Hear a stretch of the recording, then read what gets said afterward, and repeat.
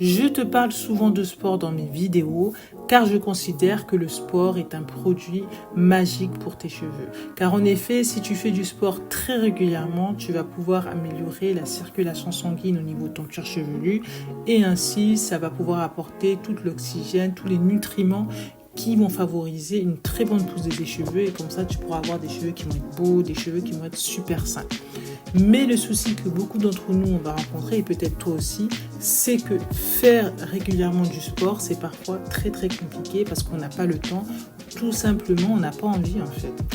Et ça c'est tout à fait normal, c'est même tout à fait humain parce qu'en fait le sport tel qu'on le fait dans le monde moderne aujourd'hui, c'est quelque chose de très récent. Et historiquement, on ne faisait pas du sport juste pour faire du sport et améliorer sa santé.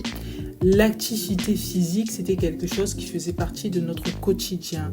Par exemple, pour se procurer de l'eau, de la nourriture ou pour se déplacer, on devait se bouger et on portait régulièrement des charges lourdes. Il n'y avait pas de voiture, il n'y avait pas des supermarchés, etc.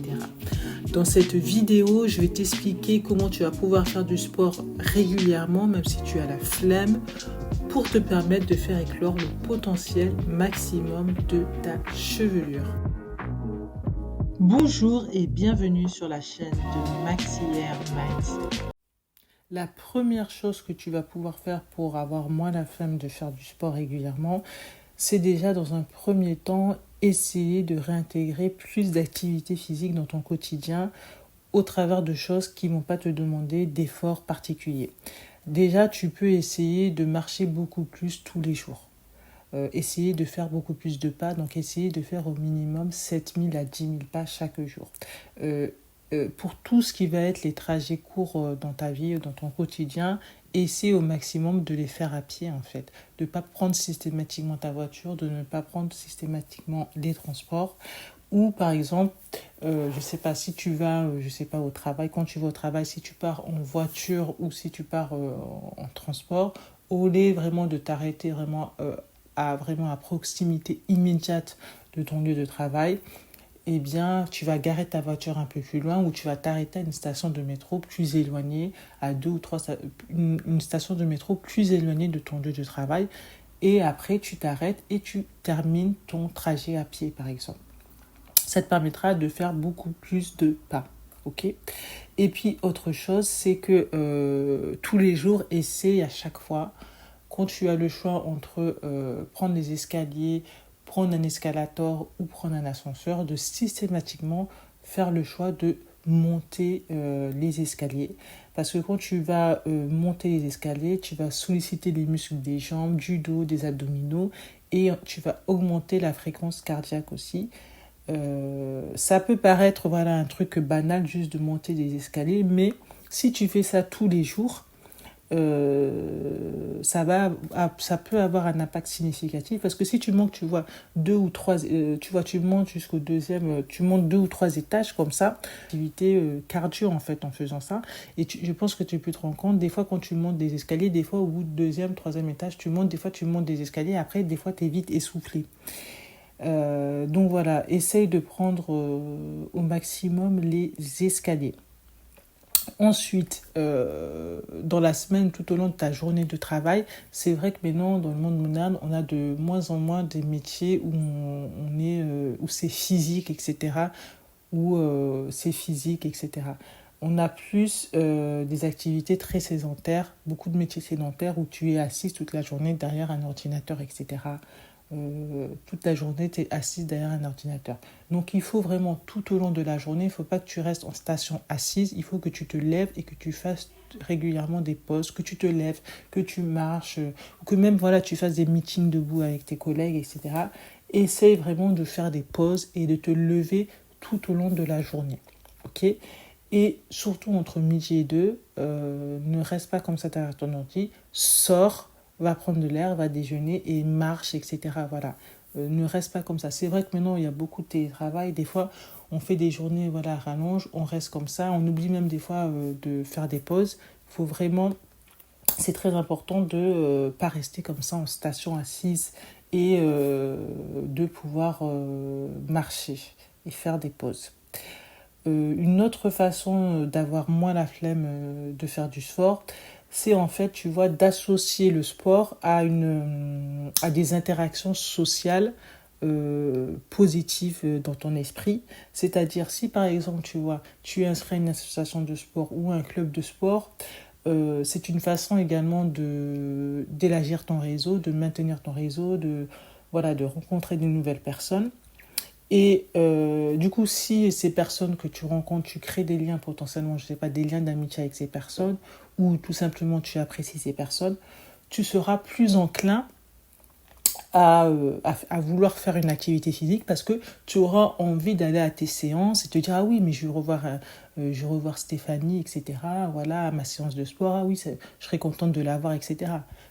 Donc, euh, c'est aussi une manière d'avoir moins la flemme, d'associer une activité physique et de faire ça en groupe en fait, de faire ça pas dans son coin seul. Ça peut être un moyen pour toi d'être plus motivé à faire du sport. Une autre chose qui va pouvoir t'aider, c'est de planifier tes séances à l'avance. Si tu vois, tu as un emploi du temps qui est très chargé, le fait de planifier, d'avoir cette idée de planification, c'est vraiment très important. Parce que si par exemple tu te dis, voilà, tu décides que, je sais pas, à partir de la semaine prochaine, tous les jeudis, tu te dis, voilà, moi, voilà, je vais faire, je sais pas, 1 heure de sport entre midi et 2, c'est comme ça. Et que, je sais pas, le mardi à 18h, je vais faire 1 heure de sport. C'est planifié, tu mets ça dans ton Google Calendar ou tu utilises une application, je sais pas, pour planifier ça, etc. Le fait de planifier ça, quelque part, tu t'engages à le faire, donc tu auras moins la flemme.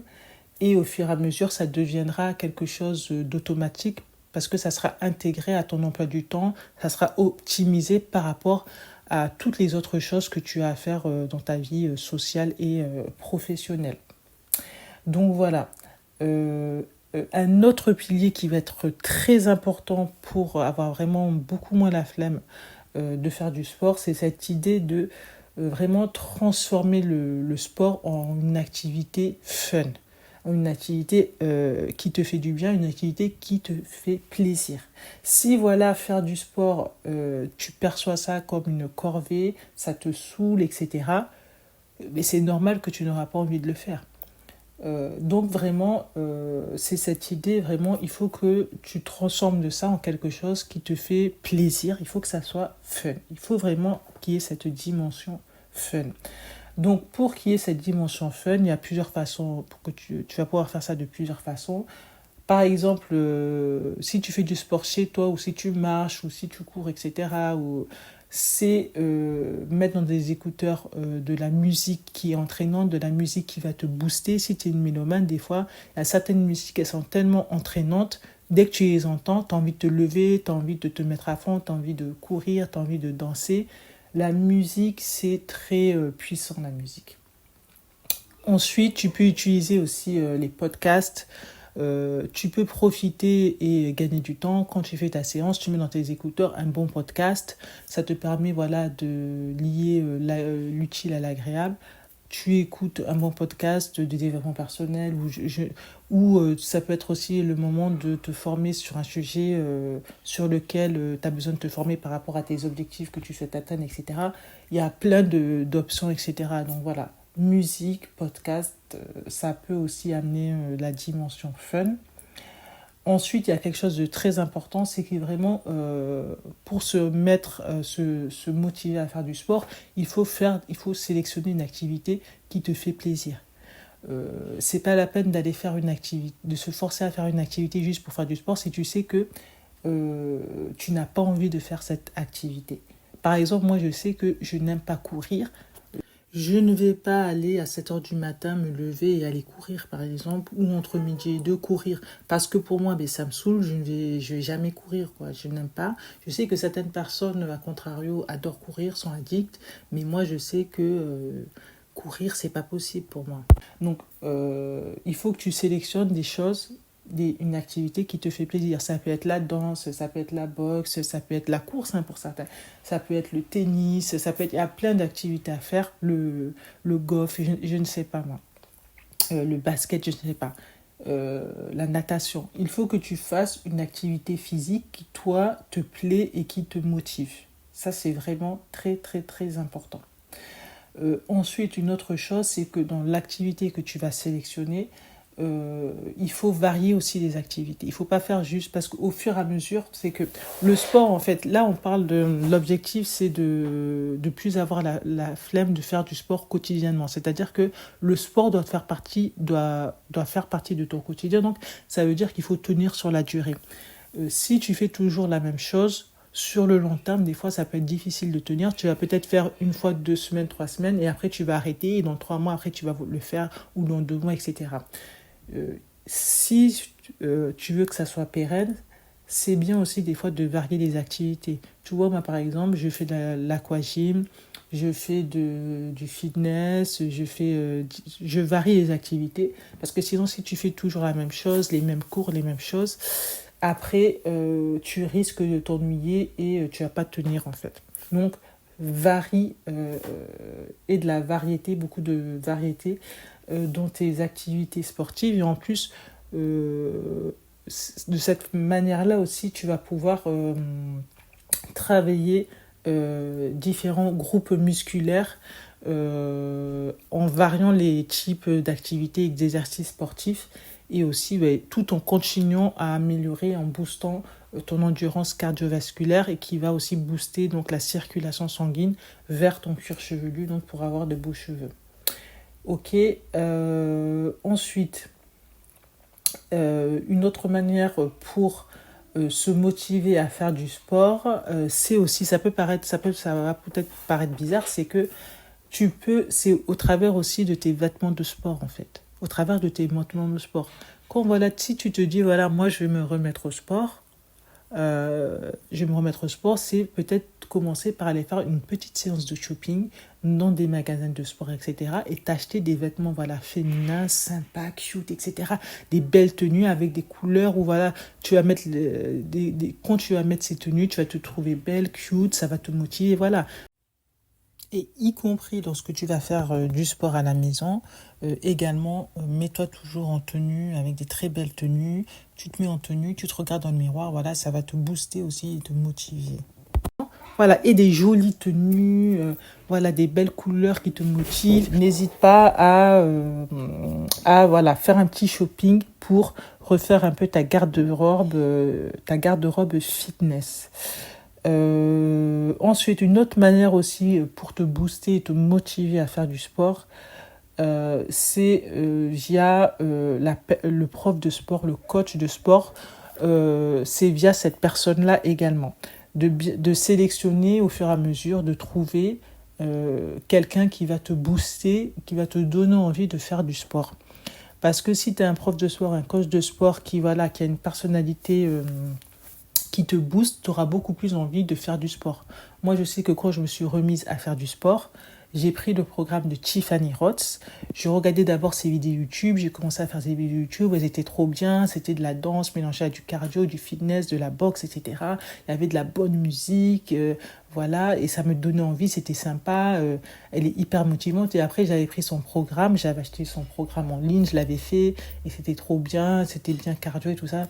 Donc voilà. Donc, essayez de trouver aussi, que ça soit en ligne ou même dans une salle de sport, voilà, essaie de trouver une personne, un prof de sport ou un coach qui va pouvoir te booster et comme ça tu n'auras plus du tout la flemme de faire du sport. Ok.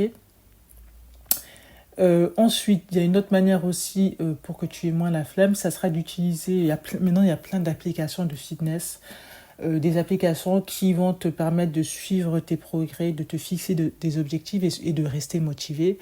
Voilà, qui vont t'envoyer des notifications pour te rebooster à faire du sport. Ça peut être aussi une manière pour toi de te motiver via des applications mobiles dédiées au fitness. Donc voilà, donc vraiment je t'encourage à mettre en place certaines astuces que j'ai pu te partager dans cette vidéo. Ce que tu dois vraiment comprendre, c'est que plus tu vas faire du sport de manière régulière, moins tu auras la flemme de le faire, parce que le sport, c'est quelque chose qui devient, ça vraiment je te l'assure, c'est quelque chose qui peut devenir très vite addictif, puisque quand on va faire du sport, après à la fin de ta séance, tu vas libérer cette hormone qui est la dopamine, cette hormone du plaisir. Donc ça va te faire du bien de faire du sport, ça va te booster, ça va booster ton moral, mais aussi ton physique, et y compris ta chevelure. Donc vraiment, je t'encourage à fond à essayer de mettre en place toutes ces choses dans ta routine quotidienne. Donc voilà, je te remercie beaucoup d'avoir regardé cette vidéo jusqu'au bout, et je te dis à très bientôt sur la chaîne de Maxi Hair Mindset. Merci beaucoup.